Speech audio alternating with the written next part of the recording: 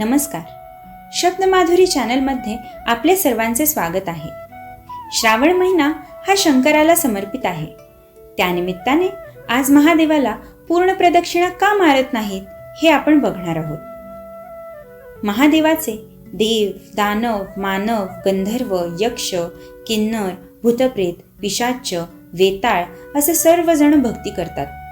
महादेव त्यांच्यात कोणताही भेदभाव करत नाही. ते सर्व भक्तांवर सारखीच कृपा करतात. शिवपिंडीचे शिवलिंग व शाळुंका म्हणजे जलप्रवाहिका असे दोन भाग असतात. शिवपिंडीला प्रदक्षिणा मारताना प्रवाहिकेच्या पुढच्या भागात प्रमथगणांचे स्थान असते. येथे भूतप्रेत, वेताळ, पिशाच अशा नकारात्मक शक्तींचे स्थान असते.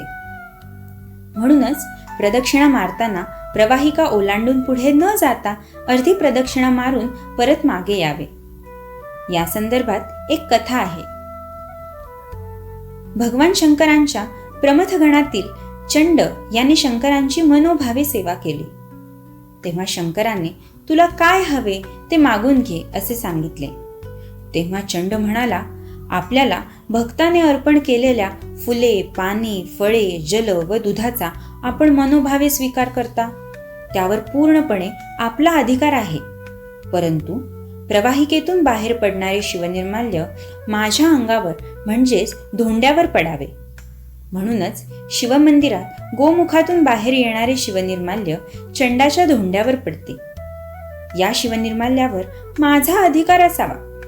जो कोणी हे शिवनिर्माल्य ओलांडून पुढे जाईल त्याची शक्ती आपण क्षीण करावी असे चंडाने मागितले. शंकरांनी तथास्तु म्हणून चंडाला वर दिला. म्हणून महादेवाला प्रदक्षिणा मारताना प्रवाहिकेपासून शिवनिर्माल्य ओलांडून पुढे जाऊ नये.